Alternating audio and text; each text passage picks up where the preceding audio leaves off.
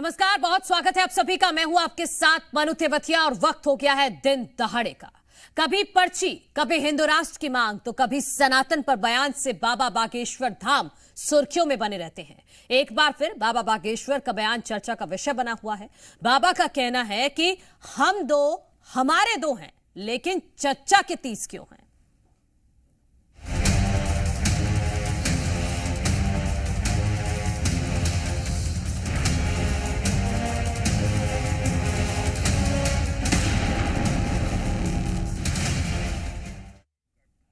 बागेश्वर धाम के पीठाधीश्वर धीरेन्द्र शास्त्री हिंदुओं को जगाने के लिए हिंदू सनातन एकता यात्रा निकालने जा रहे हैं, जिसकी शुरुआत 21 नवंबर से होगी। बाबा बागेश्वर ने बताया है कि सोते हुए हिंदुओं को जगाना ही यात्रा का उद्देश्य है।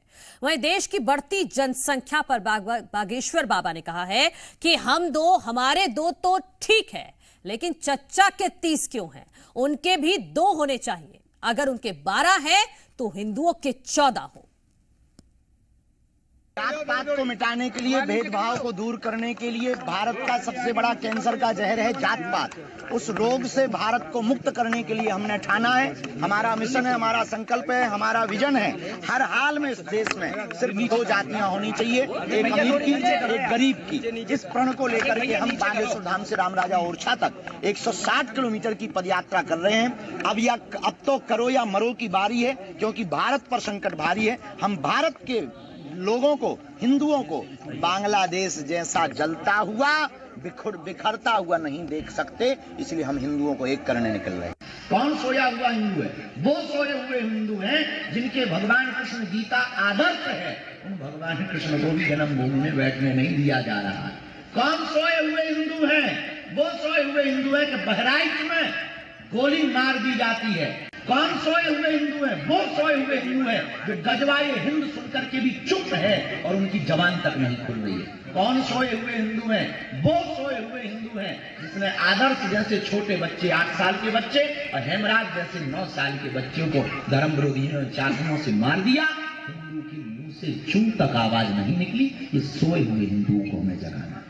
वैदिक परंपरा का अनुसरण करने वाले, वैष्णव परंपरा की मान्यता को पूर्ण रूप से मानने वाले हमारे इस देश के शंकराचार्य, हमारे देश के महामंडलेश्वर, अगर हमारे हाथ में होता तो हम आज ही घोषणा कर देते। जितने शंकराचार्य मठों के आचार्य हैं, हम उनसे प्रार्थना करेंगे सामाजिक समरसता के लिए, सबको एक करने के लिए बेझिझक इस प्रकार की व्यवस्था होनी चाहिए। हमारे शंकराचार्यों से और आचार्यों से भी प्रार्थना है, इस बात पर बहुत पुरजोर तरीके से व्यवस्था पर हम सबको समर्थन करना है कि इस देश में अब ना कोई दलित है, ना कोई पिछड़ा है, ना कोई बिछड़ा है, ना कोई ब्राह्मण है। जब सब हिंदू हैं तो हिंदू ही मंदिर का पुजारी है। यहाँ भारत में जितने रहते सब हिंदू हैं। इस्लाम के लोग भी जितने रहते वो भी कन्वर्टेड हिंदू हैं।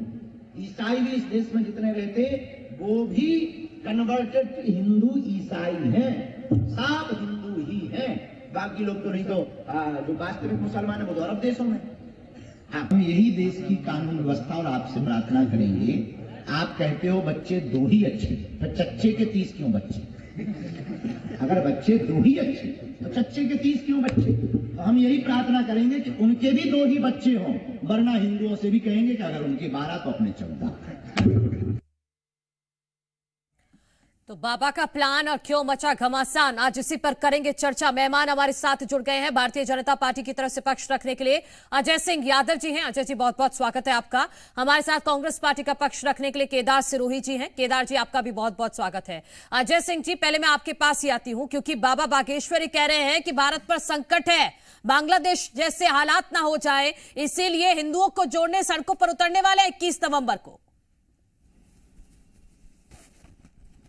देखिए मनु जी, सरकार चलती है संविधान से और संविधान में सभी को अधिकार दिए गए हैं, लेकिन सनातन धर्म के जो धर्मगुरु हैं चाहे बागेश्वर धाम के पीठाधीश्वर धीरेन्द्र कृष्ण शास्त्री जी हों या अन्य भी धर्मगुरु हों, वो लगातार सनातन धर्म से संबंधित मामलों पे अपनी बात रखते हैं और उनकी बात का सम्मान होना चाहिए, क्योंकि सनातन धर्म के मामलों में हमारे धर्मगुरु ही सबसे ऊपर होते हैं। वो कुछ ऐसे विषय हैं जो सबके सामने है। देश में जिस तरह से एक वर्ग की पिछले सालों में जनसंख्या बढ़ी, जिनकी आबादी 7% थी, वो 15% पहुंच गई, तो कहीं ना कहीं ये ऐसी चीजें हैं जिनसे आंखें बंद नहीं की जा सकती हैं। साथ ही देश में चाहे दिवाली मनाने से रोकने के मामले हो, पटाखे फोड़ने से रोकने की बात हो, गजवाए हिंद जैसे आंदोलन की बात करेगी।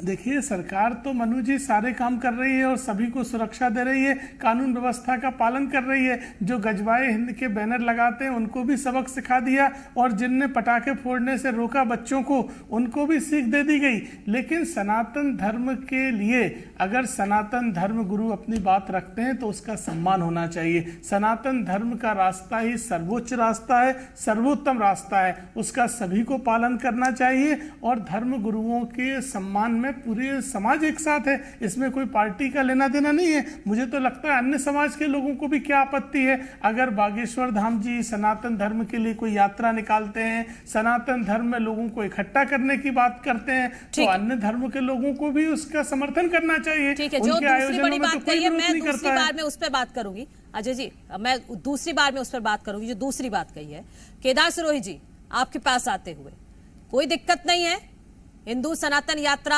निकलने जा रही है 21 नवंबर से, सबको अधिकार है। जी बिल्कुल, देखिए सबको अपनी अपनी यात्राएं, अपने अपने जो काम है वो करने की छूट है, परंतु जब जैसे अजय भाई ने कहा है कि हम संविधान से चलने वाले देश है, तो एक संविधान की मर्यादा है, संविधान के नियम और कानून है, उनको अगर हम मान के चलते हैं, उनको अगर हम प्राथमिकता पर रखते हैं, तो मुझे लगता है कि बहुत अच्छी बात होगी। अब देखिए बाबा और संतों में जो इलाहाबाद अखाड़ा ने भी अभी एक लिस्ट निकाली थी कि आजकल क्या है कि 4 पुस्तक और YouTube चैनल बनाए और बाबा बन जाते हैं और धर्म का सत्यानाश कर रहे हैं। ये मैं नहीं कह रहा, अखाड़ा ने कहा, उन्होंने कहा संतवंत बनना इतना आसान नहीं है, 12-15 साल तपस्या करनी पड़ती है। और नारद जी ने एक बात पूछी थी भगवान राम जी से रामचरितमानस में, संतन के लक्षण रघुवीरा कहूं नाथ भजन वीरा।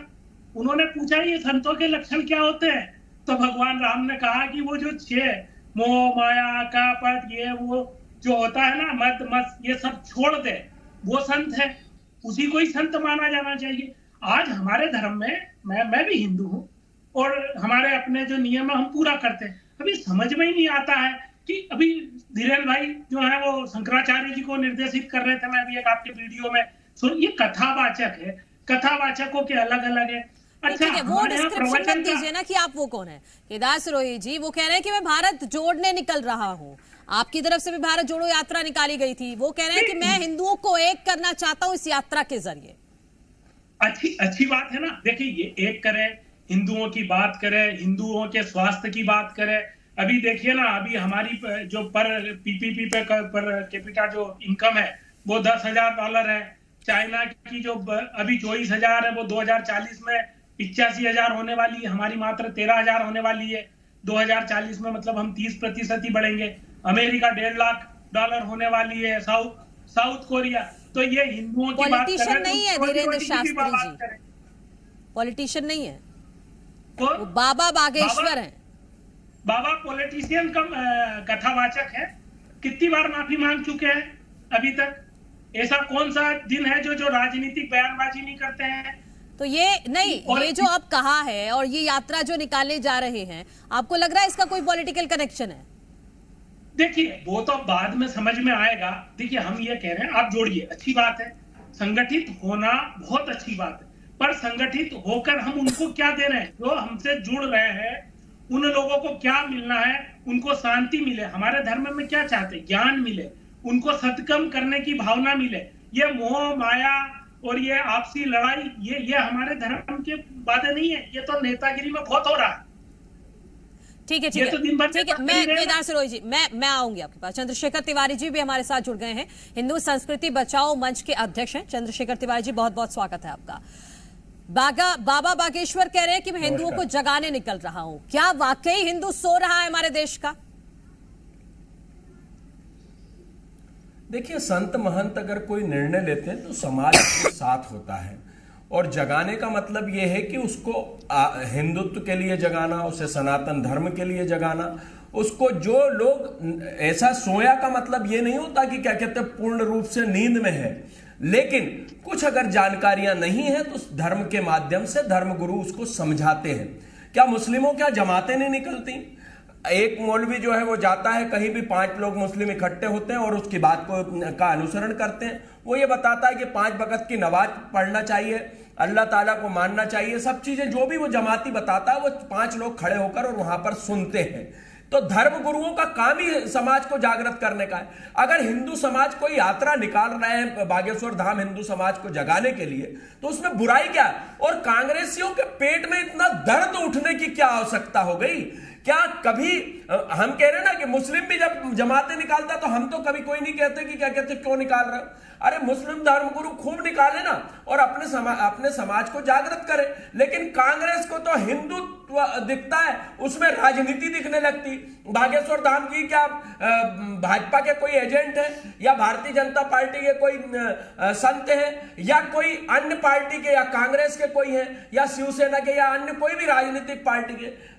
धीरेन्द्र कृष्ण शास्त्री बागेश्वर धाम के पीठाधीश्वर है और उनकी बात का समाज अनुसरण कर रहा है। अनुसरण अगर कर रहा है तो इनको दर्द उठ रहा है। ठीक है, दूसरी बड़ी बात सनातन चंद्रशेखर तिवारी जी, मैं दूसरी बड़ी बात, ये तो हो गई यात्रा की बात। दूसरी बड़ी बात जो उन्होंने कही है कि हम दो हमारे दो, तो चच्चा के 30 कैसे? वो कह रहे हैं कि वो अगर 12 करे तो आप 14 करें। बिल्कुल, मैं इस बात का बिल्कुल महाराज जी की बात का पूर्ण समर्थन करता हूं। हम 2 हमारे 2 और वो 5 उनके 25, तो ये तो कोई बात ही नहीं हुई ना। हम गवर्नमेंट, मैं तो सरकार को भी प्रश्न चिन्ह खड़ा कर रहा हूं कि आपने गवर्नमेंट ने रूल्स लागू कर रखे कि 2 बच्चों से ज्यादा अगर हुए तो जो है वो आपको नौकरी नहीं मिलेगी। तो भैया हमें क्यों नहीं नौकरी मिलेगी? उन्हें भी नौकरी नहीं मिलना चाहिए। लेकिन हम पंचरों की दुकान नहीं खोल सकते, हम कबाड़ की दुकान खोल नहीं सकते। हमारे यहाँ आदमी पढ़ा लिखा है, संभ्रांत परिवार का है, इसलिए हम 2 ही बच्चे कर रहे हैं। अगर वो जागृत कर रहे हैं तो बिल्कुल, जिसने कहावत है कि जिसने जीव दिया वो जून भी देगा। भोजन की व्यवस्था नीचे वाला नहीं करता, ऊपर वाला करता है। हमेशा संसार को संचालित करने वाला प्रभु होता है। जमशेद आलम जी, पहले भी 8-10 बच्चे हुए। जमशेद जी आपका भी स्वागत है, लेकिन चंद्रशेखर जी की बात 8-10 पहले भी बच्चे हुआ करते थे, किसी भी प्रकार से कोई विपत्ति नहीं होती थी। लेकिन यहां पर कोई भी अगर यात्रा निकलती है, हमारे धर्मगुरु का कोई वक्तव्य आ जाता है, बाकी किसी के वक्तव्य पे इन्हें कोई दिक्कत नहीं है। अभी वो कह रहे हैं कि 2 लाख हम इकट्ठे हो जाएंगे, रोडों पे आ जाएंगे। ठीक है चंद्रशेखर जी, ठीक है चंद्रशेखर जी, आपकी बात आ गई। आप सहमत हैं? बाबा ने जो बयान दिया है आप सहमत है? आप कह रहे हैं बिल्कुल जमशेद जी, ठीक है। केदार सिरोही जी आपके पास एक एक करके बोलिए ना, तभी तो बात जाएगी। जमशेद आलम जी का, आप जमशेद आलम जी बोलेंगे। जमशेद आलम जी, मैं दोहराऊं, मैं उस बयान पे चर्चा कर रही हूं, मैं दोहराऊं क्योंकि आप देर से जुड़े हैं। बाबा बागेश्वर ने प्लान बताया है कि हम 2 हमारे 2 क्यों, चच्चा के 30 कैसे? चच्चा किसे कह रहे हैं आप बेहतर तरीके से समझते हैं। जमशेद जी, देखिए, सबसे बड़ा प्रश्न यह है कि जो संत है, मैं बोल सकता हूं जी, मैं बोल सकता हूं जी जमशेद जी बोलिए ना जी। देखिए, जो संत है एक बड़ा पद है। शास्त्री एक लकब हमारे यहाँ इस्लाम में एक आलिम का लकब होता है, एक आलिम का एक बड़ा मर्तबा होता है। हम उलेमा कहते हैं। उलेमाओं की बातों को राजनीति से जोड़ा नहीं जाता। और यहाँ पर बाबा बागेश्वर धाम जो है, लगातार पूरे देश के अंदर में राजनीति बाबा रामदेव की तरह कर रहे हैं। बाबा रामदेव ने भी मोदी सरकार बनाने से पहले पूरे देश का भ्रमण किया था, यह आपको शायद याद होगा। और जहां तक प्रश्न इनकी यात्राओं से हमें कोई तकलीफ नहीं है, कोई भी मुसलमान किसी यात्रा से दुखी नहीं होता। लेकिन राजनीति से जोड़ करके अगर कोई यात्रा निकाली जाती है तो चंद्रशेखर तिवारी जी को यह बात खूब मालूम है कि बाबा रामदेव ने मोदी जी के लिए रैली निकाली थी। इसमें क्या राजनीति? अब रहा सवाल नहीं, आपका दूसरा, इसमें क्या राजनीति है जमशेद जी? आपका दूसरा प्रश्न यह था कि इसमें राजनीति है ना, क्या? इसमें राजनीति यह है कि मोदी सरकार जो है वो बैकफुट पर आ चुकी है। देश के अंदर में आज जो सरकार बनते बनते बन गई और बिगड़ते बिगड़ते गिर गई, अभी थोड़े दिन में जो रिजल्ट आने वाले हैं, सरकार बैकफुट पे ऑलरेडी है। इसलिए इस तरह के अनुष्ठान, बाबा बागेश्वर बचाएंगे राजनीतिक सरकार अनुष्ठान किए जाते हैं। बाबा बागेश्वर बचाएंगे सरकार को, बाबा इसलिए यात्रा बागेश्वर निकाल रहे हैं। सरकार जैसे रामदेव बाबा ने बनवाया था, बाबा बागेश्वर तो अभी जैसे बाबा रामदेव ने सरकार बनाई थी, सिर्फ मध्य प्रदेश में, यहाँ कोई ये लॉजिक मुझे समझ में नहीं आया। मेरा आप दूसरी बात, दूसरे स्टेटमेंट पे बात कर लीजिए जी बताएं। दूसरा जो बयान है बाबा का कि हम दो, हमारे दो क्यों, जब चच्चा के 30 है तो सर्वे करा लीजिए, पूरे देश के अंदर में सर्वे करा लीजिए कि जनसंख्या किसकी बढ़ रही है। ये सरासर आरोप है इस देश के अंदर में कि मुसलमानों की जनसंख्या बढ़ रही है। आपके पास में एनसीआर की भी रिपोर्ट होगी, आपके पास में देश की जनसंख्या के आधार पर जो आंकड़े हैं वो स्पष्ट कर रहे हैं कि हमारे दो की जरूरत मुसलमानों को है। कर नहीं रहे ना, पर वो बिल्कुल है। देखिए जरूरत, लेकिन वो कर नहीं रहे। बिल्कुल, हमारे जनसंख्या मुसलमानों की घट चुकी है। जनसंख्या मुसलमानों की काफी हद तक घट चुकी है। दीजिए फिर, अगर आप आंकड़े उठा के देखें, आपके पास हो तो आंकड़ा दे दीजिए, कितनी घटी है कितने वक्त में। सारी मीडिया आंकड़े पूरे देश के अंदर में स्पष्ट है। इन्होंने पंचर की बात बताइए ना, सही है, आंकड़ों पर बात करिए फिर। ये बनाए जा रहे हैं, हम लोग IAS IPS नहीं, पंचर वाले ही बनाए जा रहे हैं। लेकिन जो काबिलियत होती है वो अपने आप सामने आ जाती है देश की। नहीं, आप आंकड़ों की बात कर रहे हैं ना जमशेद जी, आप आंकड़ों की बात कर रहे हैं कि मुस्लिम आबादी घट रही है, तो आपके पास कोई आंकड़ा तो होगा, किसी आधार पे तो कह रहे हैं ना आप। भाई आपके पास में पूरे, भाई सरकार के पास तो आंकड़े होते हैं ना, सरकार। अरे आपके पास भी तो होंगे साहब, आप इतनी मजबूती के साथ अगर कह रहे हैं कि आंकड़े घट रहे हैं तो आप बताइए ना, क्या अब बता दीजिए, आप अभी बता दीजिए सामने। देखिए देश के अंदर में रोजगार की स्थिति बहुत खराब है। आज रोजगार के आंकड़े नहीं पूछ रहे, बताना चाह रहे हैं कि पाने और पेंचिस वाले हो गए। आप जस्टिस सच्चर कमेटी की रिपोर्ट को पढ़ लीजिए, इस पर स्थिति एकदम स्पष्ट है। जस्टिस सच्चर कमेटी की रिपोर्ट ने बता दिया कि इस देश में मुसलमानों की आबादी कहां पहुंची है। कहां पहुंची है? 7% बढ़ी है। 7 कहां पहुंची है? अभी पिछले बार बहन जी, जब पिछले नहीं जमशेद जी, नहीं, अगर आप कोई बात कह रहे हैं तो अरबर सर मत करिए, हवा में मत कहिए। कोई आंकड़े आपके पास है तो मैं वक्त फिर से आपको दे रही हूँ, आप ढूंढ लीजिए, निकाल लीजिए। अजय सिंह यादव जी के पास में जाती हूँ, क्योंकि बड़ा आरोप आपने लगाया। अजय जी बता दें, देश की सरकार के पास से फिर मैं आपके पास आ रही हूँ। जमशेद जी, अजय जी, मुस्लिमों की आबादी बढ़ रही है, वो कह रहे हैं इस नारे की जरूरत तो हमें है। हम जाति, ठीक है जमशेद जी, हमें जाति जनगणना का समर्थन करना है ना। देखिए मनु जी, जाति जनगणना का समर्थन हम इसीलिए करते हैं। देखिए मनु जी, ऐसा है, कर लीजिए आप। देखिए जो आंकड़े और तथ्य हैं वो सबके सामने हैं, वो कुतर्कों से तथ्य नहीं बदल सकते। देश में आजादी के समय जो आबादी 8% थी, आज 15% आबादी हो गई है, लगभग 25 करोड़। ये सभी ने देखा है। तो अगर सरकार के संसाधनों का उपयोग आप करना चाहते हैं, देश की तरक्की का लाभ लेना चाहते हैं, चाहे राशन योजना हो, PM आवास योजना हो, तो सरकार की तरक्की में बाधा नहीं बन सकते हैं आप। ये कौन सा एजेंडा आपने सेट किया हुआ है आबादी बढ़ाने का, ये सबके सामने है। तो बागेश्वर धाम जी ने जो बात कही है वो उनकी चिंता जायज है। जिस धर्म के वो धर्म गुरु हैं, अगर उसकी संख्या कम होगी, एक साजिश के तहत संख्या बढ़ाने जैसे काम होंगे, तो ऐसे में चिंता होना जायज है। मुझे कांग्रेस के नेताओं के ऊपर तरस आता है। आप गोवर्धन पूजा का विरोध करें, गीता जयंती का विरोध करें, जन्माष्टमी का विरोध करें, और ऐसी राजनीति करते हैं देश में। आपको पता नहीं कि देश में हज यात्रा सरकार करवाती है, ईद पे बड़े बड़े आयोजनों की तैयारियां सरकार करवाती रही है,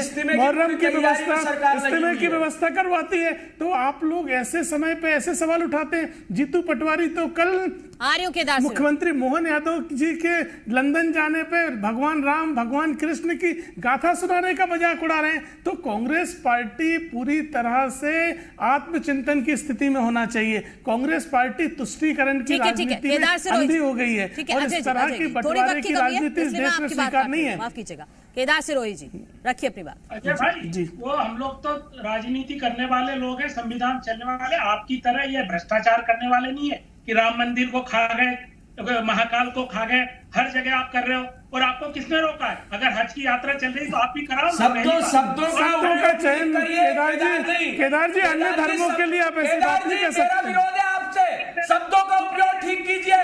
महाकाल को खाने वाला कोई पैदा नहीं हुआ, आप अपने शब्द सुधार लिए, नहीं तो महाकाल आपके लिए केदार जी ये तो गलत बात है ना।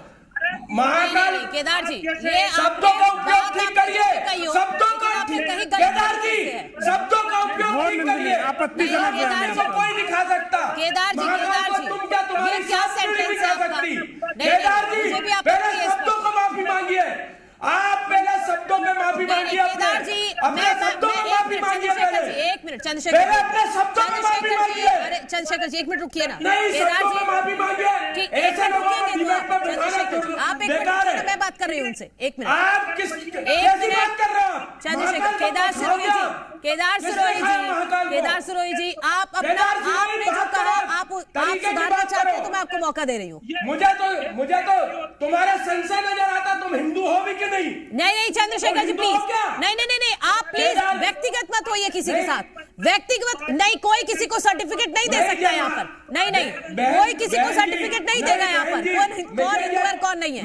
नहीं देखिए मैं सनातन धर्म नहीं देखिए गलत बात पर मुझे हर किसी की आपत्ति है। चंद्रशेखर जी एक मिनट रुकिए ना, आपने जो कहा आपने आपत्ति जताई उनके शब्दों पर, मुझे भी आपत्ति है, मुझे बात करने दीजिए ना। आप एक मिनट रुक जाइए, एक मिनट। केदार सिरोही जी क्या आपने जो कहा आप उसे सुधार कर दोबारा कहना चाहते हैं तो कह लीजिए। अभी मैं मौका दे रही हूँ आपको। केदार सिरोही जी आपने जो कहा आप सुधार कर कहना चाहते हैं तो बोल लीजिए। ये इनकी क्या जागीर है, क्या हिंदुत्व है? मैंने उस पर आपत्ति जताई है, लेकिन आपने जो कहा शुरुआत में, क्या आप उसको सुधार कर कहना चाहते हैं? बदतमीजी बर्दाश्त नहीं की जाएगी। सनातन धर्मी हम, महाकाल को कौन खा सकता है? आप अपनी राजनीति एक तरफ करिए। चलिए ठीक है, मैं फिर कहूंगी, मैं बार कहूंगी कि व्यक्तिगत मत होइए प्लीज। मेरे पास इतना ही समय था। जमशेद जी माफ कीजिए, आप बहुत शुक्रिया आप सभी का चर्चा में शामिल होने के लिए। तो बाबा बागेश्वर हिंदू सनातन एकता यात्रा निकालने जा रहे 21 नवंबर को, और एक और बड़ा स्टेटमेंट उन्होंने पॉपुलेशन को लेकर दिया है, और अब देखना है कि इस पर अब सियासत कहां तक गर्माती है।